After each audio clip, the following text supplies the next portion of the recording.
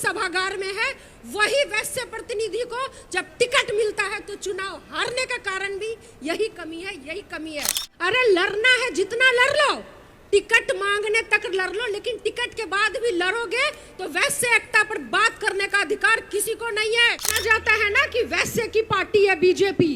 क्या किया बीजेपी वालों ने? शिवहर से रामायण का टिकट खत्म। काहे सूरी अलग बोलेगा, काहे जायसवाल अलग बोलेगा, काहे नहीं संपूर्ण वैश्य समाज बोलेगा कि इतना अति पिछड़ा में शामिल करो। ज्यादा नहीं बोलेंगे, लेकिन स्थिति भयावह है। सम्मानित मंच, जहां हमारे समाज, हमारे परिवार के सिरमौर, हमारे गार्जियन सब बैठे हैं, उन सबको मैं समय की कमी के कारण एक साथ प्रणाम करती हूँ, चरण स्पर्श करती हूँ। जो सामने बैठे हैं उन्हें भी मेरा प्रणाम, जो मुझसे छोटे हैं उन्हें मेरा प्यार और आशीर्वाद। समय कम है, नेता आ चुके हैं, मैं बहुत ज़्यादा बातें नहीं करूंगी, फिर भी एक सवाल पूछ के जाऊंगी और वो सवाल आपके दिमाग में गूंजते रहना चाहिए।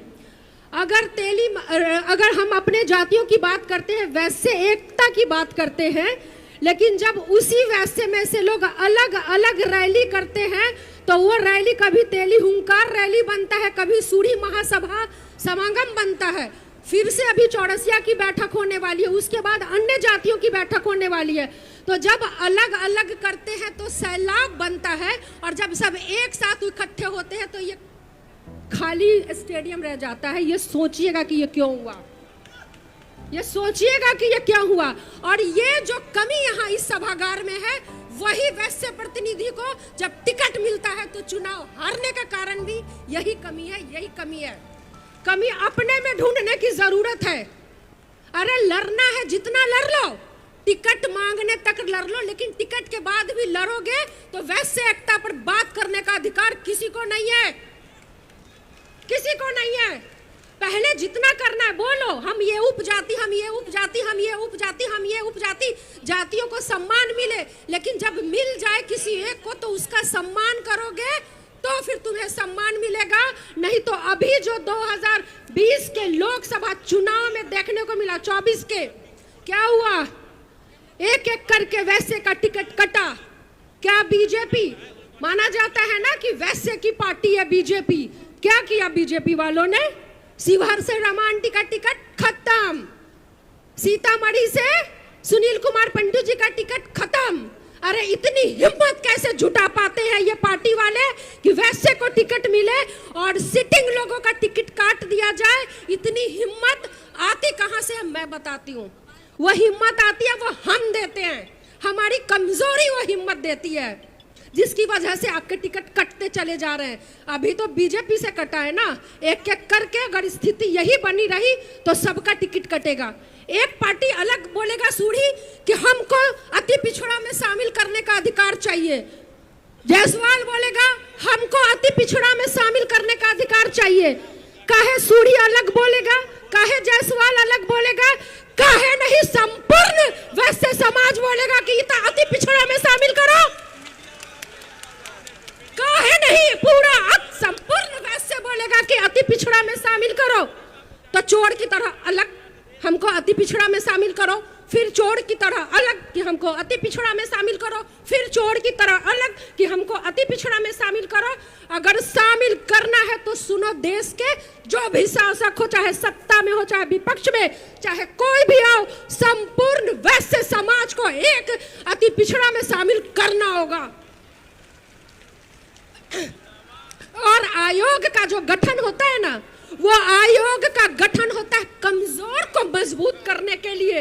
अब ये चलन चल पड़ा है, यह परंपरा चल चली है कि मजबूत के लिए भी आयोग का गठन करो।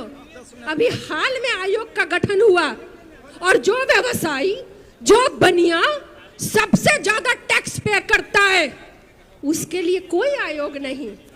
आप सबसे ज्यादा जीएसटी टैक्स पे करते हैं, सबसे ज्यादा टैक्स पे करते हैं, और सबसे ज्यादा गोली भी आप ही खाते हैं। तो सबसे ज्यादा टैक्स पे करो, सबसे ज्यादा गोली खाओ, दुकानें लूट ली जाती है, दुकानों से खींचकर गोली मार दिया जाता है। यह स्थिति है हमारे वैश्य समाज की। एकता एकता पे बात करनी होगी तो पहले मंच को एक होना पड़ेगा। आप लोग तो बेचारे एक ही हैं। ज्यादा नहीं बोलेंगे, लेकिन स्थिति भयावह है। आज चाहे आप गांव में बिजनेस कर रहे हो, या प्रखंड में बिजनेस कर रहे हो, या जिला में बिजनेस कर रहे हो, या देश में कहीं पे बिजनेस कर रहे हो, दुकानें खुली हुई हैं, कपड़ों की दुकानें खुली हुई हैं। एक रियलायंस ट्रेंड्स खुल जाएगा, 100-200 रुपए में कपड़े भी मिलने लगते हैं। शुरुआत होती है 100 रुपए में, 99 रुपए से स्टार्ट होता है, ताकि गरीब का पैसा भी, जो छोटे दुकानों में जाके वो कपड़े खरीदने का काम करते हैं, वो भी जाके रियलायंस ट्रेंड्स में खरीदते हैं। सारे ज्वेलर्स, लाइन से ज्वेलरी की दुकानें खुली हुई हैं। एक रियलायंस ज्वेलर्स खुल जाएगा और सारे ज्वेलरी की दुकानें खत्म। आप ऐसे खत्म हो रहे हैं। सब्जी वाले, ठेले वाले, सिर पे माथे पे टोकरी रख के फल बेचने वाले, एक रियलायंस फ्रेश में काम खत्म। तो ऐसे बनिया, ऐसे व्यवसायी एक एक कर करके ये अडानी अंबानी के कारण खत्म होते जा रहे हैं। अभी तो यहीं से खत्म हुए हैं ना, वोटर लिस्ट से भी खत्म होने वाले हैं। जोड़ाते रहिएगा, माए बाबूजी का बर्थ सर्टिफिकेट लाते रहिएगा। अपना बर्थ सर्टिफिकेट का तो पता नहीं चलता, कहां से माए बाबू का बर्थ सर्टिफिकेट लाएंगे। ये साजिश चल रही है केंद्र सरकार में बैठे हुए, मतलब जिनको कोई परवाह ही नहीं है किसी लोकतंत्र की बचाव कैसे करेंगे। यहाँ वोट डालने का अधिकार खत्म हो रहा है, यहाँ पर वैसे एकता की बात कर रहे हैं। न बिजनेस बचेगा, न व्यवसाय बचेगा, न आप बचेंगे, न आगे बचेंगे, न पीछे बचेंगे। अभी से भी कह रहे हैं कि समय है, चेत जाइए, वरना ये अडानी और अंबानी की सरकार एक एक करके सबको खत्म करेगी। ये बनिया के नाम पे वोट लेते हैं और सबसे ज्यादा बनिया को बर्बाद किया है इस केंद्र की सरकार ने। बस आप लोगों से एक आग्रह करना चाहती हूँ कि एक मौका है माननीय तेजस्वी प्रसाद यादव जी को एक मत होकर के इस बार के विधानसभा में जिताइए और मुख्यमंत्री बनाने का काम कीजिए। बहुत धन्यवाद, बहुत प्रेरणा।